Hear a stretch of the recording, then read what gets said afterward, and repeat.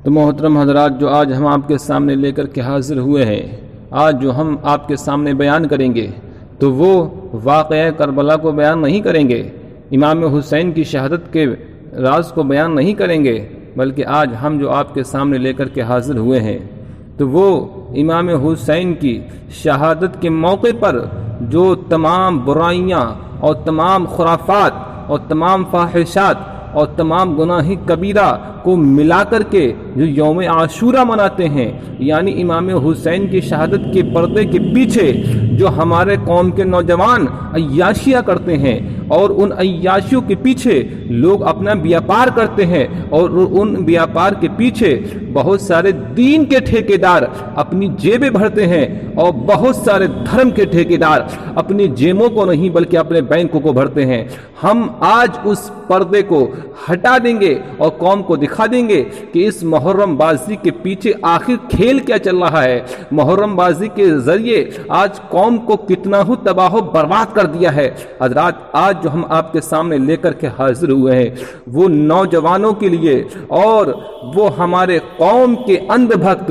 جو قوم کے ہمارے جاہل طبقہ، جو ہمارے غریبوں کا خون چوستے ہیں، جو ہمارے یتیموں کا، جو بے گناہوں کا خون چوس کر کے، مزدوروں کا خون چوس کر کے ان سے پیسے وصولتے ہیں اور کہتے ہیں ہم امام حسین کی یاد منائیں گے، ہمیں امام حسین کی یاد منانا ہے، تم ہمیں پیسہ دے دو، ہم کو پیسہ دو ورنہ ہم تم کو گھر سے باہر نکال دیں گے، ہم تم کو گاؤں سے باہر نکال دیں گے۔ میں پوچھنا چاہتا ہوں اے ظالم کی اولادو، تمہیں یہ حق کس نے دیا ہے کہ ایک بھولے بھالے انسان کو، ایک سیدھے سادے انسان کو، ایک غریب کو، ایک مزدور کو، کہ تم اس سے جبرن پیسہ لو، اس کے جیب سے جبرن پیسہ نکالو اور یہ کہو کہ ہم امام حسین کی شہادت کو منائیں گے؟ اے ظالمو، کہ تمہیں یہ بھی پتہ نہیں ہے کہ وہ شریعت اسلامیہ کہ جس نے وضو میں زیادہ پانی بہانے کو جائز نہیں کیا ہے، تو امام حسین کی شہادت کے پیچھے محرم بازی کے ذریعے زنا بازی کے لیے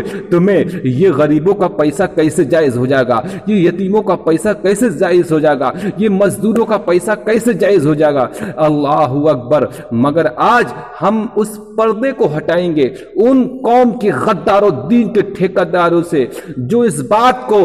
قرآن و حدیث سے نہیں بلکہ اپنی جہالت سے ثابت کرتے ہیں کہ محرم بازی منانا جائز ہے، تعزیہ بنانا جائز ہے۔ میں ڈنکی کی چوٹ پہ کہتا ہوں علی الاعلان، دنیا کا نہیں بلکہ آسمان کا بھی کوئی انسان آ جائے اور میرے سامنے بیٹھ جائے، 5 منٹ میں اس کو اپنے مناظرے کے ذریعے، اپنے قول و اقوال کے ذریعے، اپنے دلیلوں کے ذریعے میں اس کو تہے تیگ نہیں بلکہ اس کو شکست دے کے شکست سے فاش کر دوں گا، اور میں اس کو نار جہنم کر دوں گا۔ اور کوئی بھی انسان ہو، اپنے وقت کا کوئی مفتی نہیں بلکہ مفتی اعظم کیوں نہ ہو، اور وہ یہ ثابت کر دے کہ محرم بازی جائز ہے۔ حضرات، 14 صدیوں میں آج تک یہ محرم بازی تعزیہ کسی بھی امام نے جائز نہیں کیا، کسی بھی مولوی نے جائز نہیں کیا، مگر وہ دین کے ٹھیکیدار، وہ دین کے غدار جو حقیقت میں پیرزادے ہیں، شہزادے ہیں، جنہیں محرم بازی کے ذریعے زنا بازی کی عادت پڑ گئی ہے، وہ چیخ چیخ کر کے قوم کو یہ اعلان دیتے ہیں، قوم کو یہ سندیش دیتے ہیں، ایک قوم کے نوجوانوں محرم مناؤ، تعزیہ داری مناؤ، تعزیہ داری کے ذریعے غریبوں کا خون چوسو، یتیموں کا خون چوسو، مزدوروں کا خون چوسو، قوم کے نوجوانوں کو بگاڑو، قوم مسلم کو تباہ و برباد کر دو۔ ان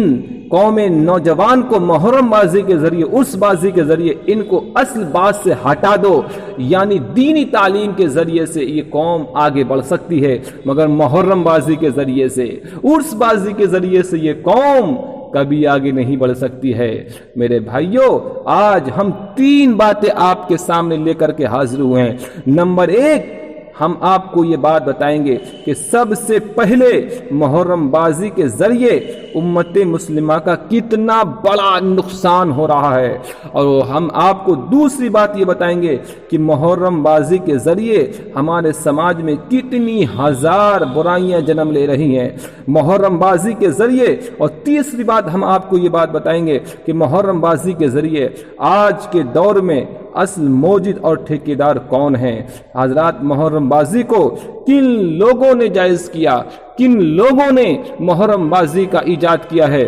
حضرات وہ سب ہم آج آپ کے سامنے لے کر کے حاضر ہوئے ہیں۔ مگر آپ دل تھام کر کے بیٹھیے اے میرے سامعین اکرام، اور میری بات جہاں تک پہنچے، یہ سوشل میڈیا کے ذریعے سے بہت دور تک بات پہنچتی ہے، بہت دور تک جاتی ہے، مگر ان تمام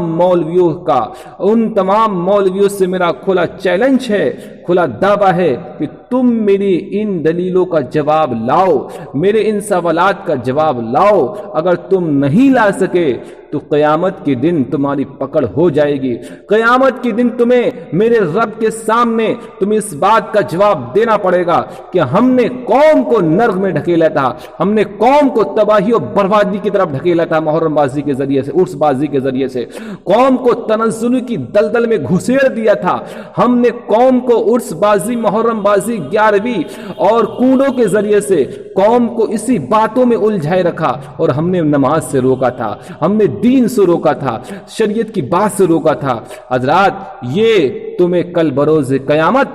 دین کے ٹھیکیدار تمہیں کہنا پڑ جائے گا۔ حضرات، تو ہم آپ کے سامنے 3 باتیں لے کر کے حاضر ہوئے ہیں۔ سب سے پہلی بات آج ہم بتائیں گے، خون جگر سے بتائیں گے، خون لہو سے بتائیں گے۔ حضرات،